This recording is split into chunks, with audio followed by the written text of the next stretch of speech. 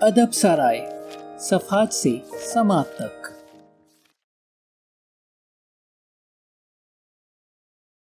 اب تک کے ساتھ اور تعاون کا شکریہ، مزید تعاون کے منتظر۔ ادب سرائے ایک ہی چیز، پارٹ 15۔ کشکول۔ ایک صبح اپنے تخت پر براجمان ہونے اور ایک بھکاری کا سامنا ہونے پر ایک بادشاہ نے پوچھا، تم کیا چاہتے ہو؟ بھکاری نے ہنستے ہوئے کہا، تم تو اس طرح پوچھ رہے ہو جیسے تم میری خواہش پوری کر سکتے ہو۔ بادشاہ نے ناراض ہوتے ہوئے کہا، کیوں نہیں، تم جو کچھ مانگو گے تمہیں ملے گا۔ بھکاری نے اسے خبردار کرتے ہوئے کہا، وعدہ کرنے سے پہلے 2 مرتبہ سوچ لو۔ اب یہ بھکاری کوئی عام بھکاری نہیں تھا، بلکہ بادشاہ کے پہلے جنم میں اس کا آقا تھا، جس نے اپنے پہلے جنم میں اس سے وعدہ کیا تھا، میں تمہیں ہمارے اگلے جنم میں آزمانے آؤں گا۔ اس جنم کا تم نے موقع کھو دیا ہے، لیکن میں تمہاری مدد کے لیے ایک دفعہ پھر آؤں گا۔ بادشاہ نے، جس نے اپنے پرانے دوست کو نہیں پہچانا تھا، اصرار کرتے ہوئے کہا، جو بھی تم مانگو گے تمہیں ملے گا، کیونکہ میں زبردست بادشاہ ہوں جو کوئی بھی خواہش پوری کر سکتا ہے۔ بھکاری کہنے لگا، یہ بہت ہی سادہ سی خواہش ہے، کیا تم میرا یہ کشکول بھر سکتے ہو؟ بے شک، بادشاہ نے کہا، اور اپنے وزیر کو حکم دیا کہ اس شخص کے کشکول کو دولت سے بھر دیا جائے۔ وزیر نے بادشاہ کے حکم کی تعمیل کی، لیکن جتنی دولت کشکول میں ڈالی جاتی غائب ہو جاتی۔ جیسے جیسے وہ زیادہ دولت ڈالتا چلا گیا، اس وقت ہی دولت غائب ہو جاتی۔ بھکاری کا کشکول بدستور خالی تھا۔ یہ بات تمام سلطنت میں پھیل گئی اور ایک بڑا ہجوم وہاں جمع ہو گیا۔ اس وقت بادشاہ کی ساکھ اور طاقت داؤ پر لگ گئی تھی، اس لیے اس نے اپنے وزیر سے کہا، اگر میری سلطنت جاتی ہے تو جائے، لیکن میں اس بھکاری کے ہاتھوں شکست قبول نہیں کروں گا۔ وہ کشکول میں اپنی دولت خالی کرتا گیا، ہیرے، جواہرات اور زمرد، اس کا خزانہ خالی ہونے لگا تھا۔ بالآخر اس وقت جبکہ ہجوم خاموش کھڑا تھا، بادشاہ بھکاری کے قدموں میں گر پڑا اور اپنی شکست تسلیم کر لی۔ تم جیت گئے ہو، لیکن جانے سے قبل مجھے یہ ضرور بتا دو کہ اس کشکول کا راز کیا ہے۔ بھکاری نے عاجزی سے جواب دیا، اس میں کوئی راز نہیں، یہ محض انسانی خواہش ہے۔ ہمارا ایک سب سے بڑا مسئلہ یہ ہے کہ ہم اپنی زندگی کو اپنا یقینی مقصد بنانا چاہتے ہیں، اور یہ ایک بھکاری کا کشکول نہیں بن پاتا، کیونکہ پیندے سے خالی خواہشات کا کشکول مسلسل اگلی خواہش کا متلاشی ہوتا ہے جو ہمیں خوش کر دے۔ یہ ایک شکست خوردہ نظریہ ہے۔ دولت اور اسباب کا حصول سب کچھ ہماری متوقع خوشی کے لیے ہوتا ہے۔ ایک طرف یہ عملی طور پر کارگر ہوتا ہے، اپنی خواہش کے مطابق دولت یا کسی بھی دوسری چیز کا حصول ایک لمحے کے لیے ہماری خوشی کا درجہ بڑھا سکتا ہے، پھر یہ واپس چلا جاتا ہے۔ زمانوں سے ہی ہمارے عظیم ترین اذہان خوشی کی تلاش میں رہے ہیں، اور پھر ان سے اخذ کردہ نتائج بھی یکساں رہے ہیں کہ دولت اور اسباب کا حصول از خود پائیدار خوشی کا باعث نہیں ہوتا۔ اس ضمن میں حالات کس طرح اثر انداز ہوتے ہیں، اس کا انحصار اس بات پر ہے کہ ہم ان کی تشریح کیسے کرتے ہیں، کیونکہ ان کا تعلق ہماری زندگی سے ہوتا ہے۔ اگر ہم کسی بڑے منظر سے محروم ہوں، ہم آسانی سے ایک سماجی کامیابی کی تلاش میں نکل سکتے ہیں۔ کیوں؟ جب ہم اپنی کسی خواہش کی تکمیل کر لیتے ہیں، ہماری خوشی جلد یا بدیر کم ہوتی جاتی ہے، کیونکہ ہم جلد ہی اپنی کامیابی کے عادی ہو جاتے ہیں۔ یہ صورتحال ہر ایک کو پیش آتی ہے اور بالآخر ہمیں بیزار کر دیتی ہے۔ ہم کسی نئی چیز کی تلاش میں کوشاں ہو جاتے ہیں۔ اس سے بھی بدتر چیز یہ ہے کہ ہم اپنے حاصل کردہ چیز سے لطف اٹھانے کے عمل سے قطعی نہیں رکتے، اور نہ ہی اس عمل کو سست کرتے ہیں، کیونکہ ہم از خود ہی کسی اور تلاش میں نکل کھڑے ہوتے ہیں۔ اگر ہم محتاط نہ ہوں، ہم اس چیز سے مکمل طور پر لطف اٹھانے کی خاطر اس کی تلاش مسلسل میں لگ جاتے ہیں۔ یہ بھکاری رہنے کا ایک بہت ہی اچھا طریقہ ہے، اور ایک دن ہمیں یہ محسوس ہوتا ہے کہ اس دن ہماری زندگی ہمیشہ کے لیے تبدیل ہو گئی۔ اس لیے ہم کس طرح پائیدار اور مسلسل خوشی تلاش کر سکتے ہیں؟ خوشی کامیابیوں کے راستے پر موجود ہوتی ہے۔ ڈاکٹر مارٹن، امریکی نفسیاتی ایسوسی ایشن کے سابق صدر کا کہنا ہے کہ 5 عناصر ہماری خوشی کی تشکیل کرتے ہیں: محبت، جذبات، مسرت، کامیابی، تعلقات، ملاقاتیں اور معنی۔ ان میں سے ان کے نزدیک ملاقاتیں اور معنی بہت اہم ہیں۔ لوگوں سے زیادہ ملاقاتوں کے ذریعے اپنی زندگیوں کو زیادہ سے زیادہ بامقصد بنانے کا عمل پائیدار اور مستقل خوشی کی تلاش کا یقینی راستہ ہوتا ہے۔ جب ہماری روزمرہ سرگرمیاں ایک بڑے مقصد کی تکمیل کرتی ہیں، اس وقت بہت ہی طاقتور اور پائیدار خوشی اور مسرت حاصل ہو سکتی ہے۔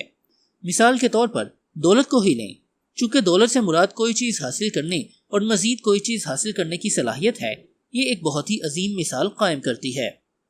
بہت سے لوگ نہ صرف یہ سمجھ سکے کہ کس طرح دولت کمائی جائے، بلکہ یہ بھی نہیں سمجھ سکے کہ ہم کس طرح خوش ہو سکتے ہیں۔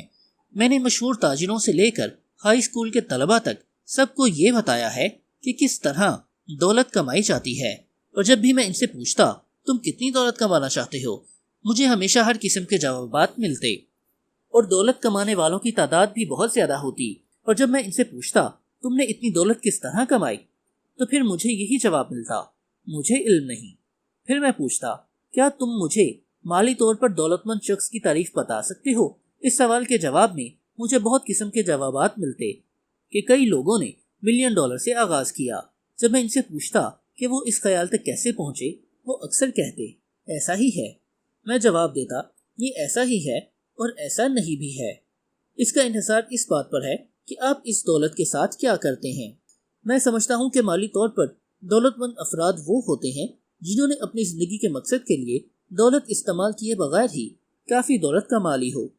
اب براہ کرم یہ ادراک کریں کہ یہ تعریف ہر کسی کے سامنے اس چیلنج کی حیثیت سے موجود ہے کہ اسے قبول کیا جائے۔ مالی طور پر خوشحال اور دولت مند ہونے کی خاطر آپ کی زندگی کا کوئی نہ کوئی مقصد ضرور ہونا چاہیے۔ دوسرے الفاظ میں کسی بھی مقصد کے بغیر آپ کو کبھی یہ محسوس نہیں ہو سکے گا کہ کب آپ کے پاس اس قدر دولت ہوگی، اور آپ کبھی بھی مالی طور پر خوشحال اور دولت مند نہیں ہو سکتے۔ لیکن ایسا نہیں ہے کہ زیادہ سے دولت کا حصول آپ کو خوشی مہیا نہیں کرتا۔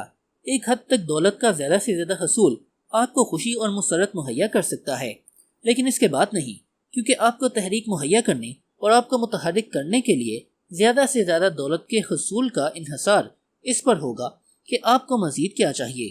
کہا یہ گیا ہے کہ کامیابی ذرائع کی محتاج نہیں ہونا چاہیے، لیکن احتیاط کریں کہ خوشی حاصل کرتے ہوئے جس قسم کی کامیابی کے آپ متلاشی ہوں گے، انہی ذرائع سے خوشی پیدا کر سکیں گے جن کے ذریعے یہ آپ کو حاصل ہوتی ہے۔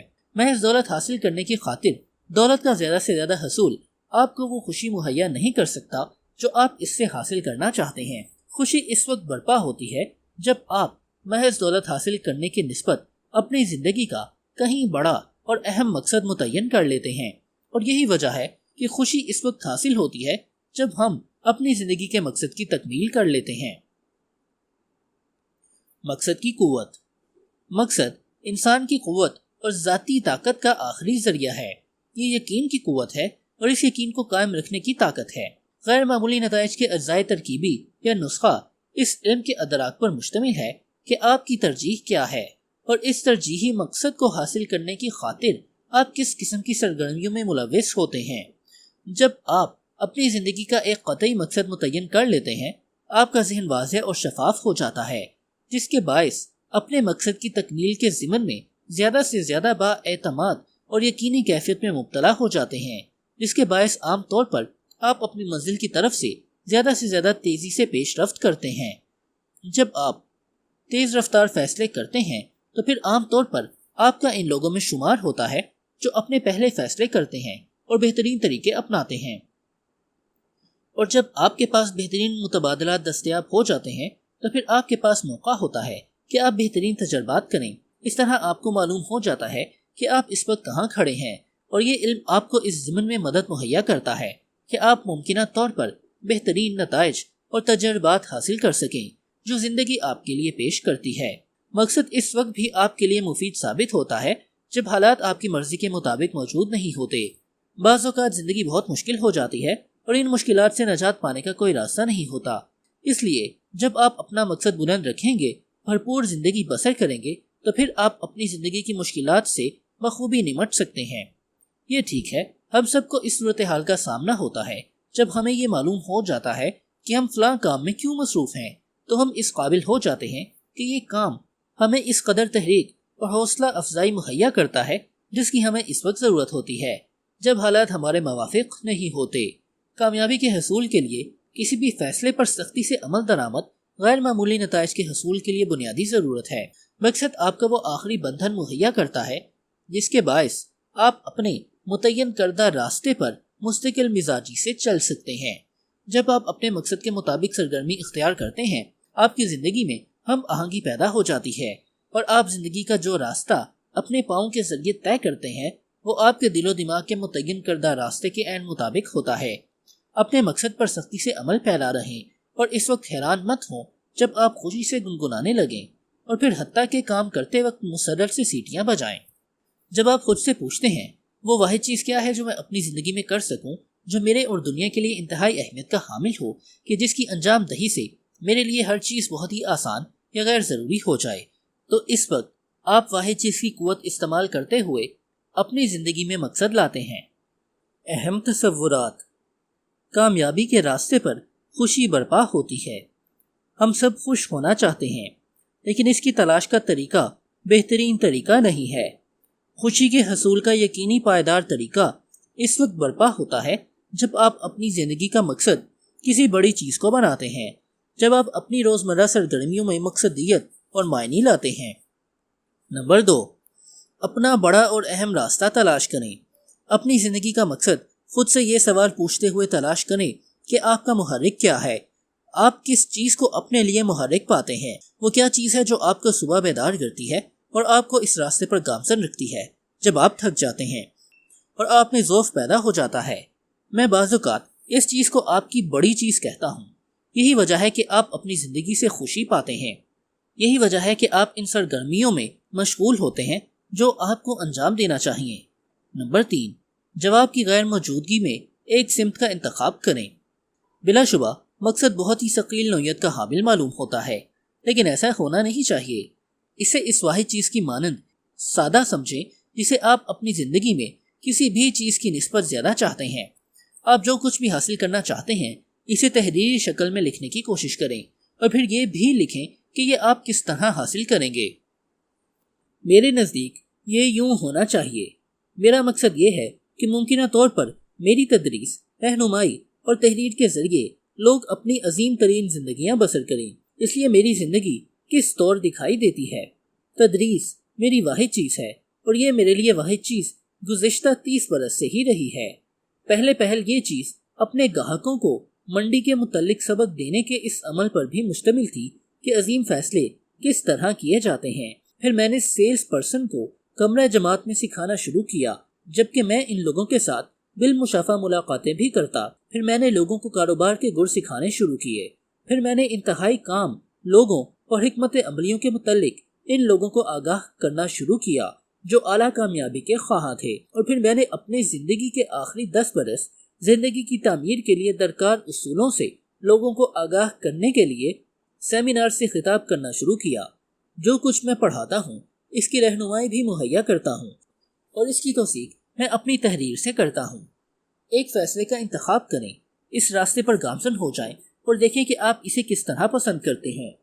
وقت آپ کا راستہ واضح کر دیتا ہے، اور اگر آپ یہ سمجھیں کہ یہ آپ کو پسند نہیں، اسے آپ ہمیشہ کے لیے تبدیل کر سکتے ہیں، کیونکہ یہ زندگی آپ کی اپنی ہے۔ ادب سرائے۔